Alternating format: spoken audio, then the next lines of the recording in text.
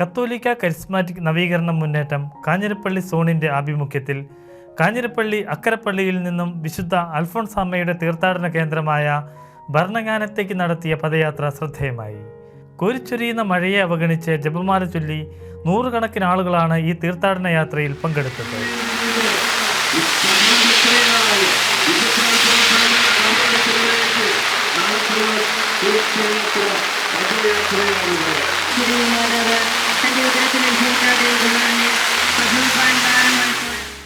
കാഞ്ഞിരപ്പള്ളി രൂപതാധ്യക്ഷന്മാർ ജോസ് പുളിക്കൽ, കത്തോലിക്ക charismatic Kanjirappally zone coordinator Tony മടുക്കക്കുഴിക്ക് പതാക കൈമാറി തീർത്ഥാടന പദയാത്ര ഉദ്ഘാടനം ചെയ്തു. സഹനങ്ങളിലൂടെ കടന്നുപോകുന്ന എല്ലാവർക്കുമായും തിരുസഭയ്ക്കും ലോകം മുഴുവനും വേണ്ടിയുള്ള പ്രാർത്ഥനകളാണ് ഈ തീർത്ഥാടന യാത്രയിൽ മുഴങ്ങിക്കേട്ടത്.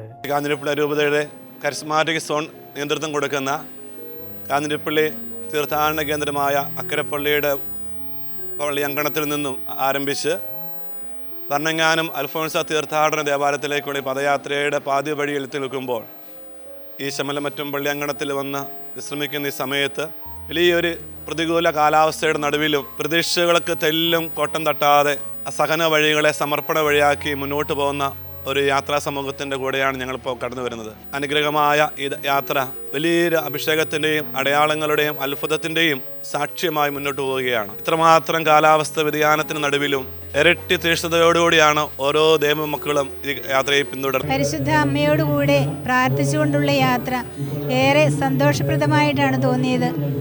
സഹനം മനുഷ്യജീവിതത്തിൽ അത്യാവശ്യമാണെന്ന് പറഞ്ഞ പോലെ യാത്രയിലുടനീളം സഹനത്തിലൂടെ, അതായത് ഇത്തിരി ത്യാഗമൊക്കെ സഹിച്ച് തന്നെയാണ് എല്ലാവരും പ്രാർത്ഥിച്ചുകൊണ്ട് നടക്കുന്നത് കണ്ടത്. ഏറെ സന്തോഷവും സമാധാനവും തോന്നി. പ്രാർത്ഥിക്കാനുള്ള അവസരം തന്ന നല്ല ദൈവത്തിന് ഏറെ നന്ദി പറയുകയാണ്.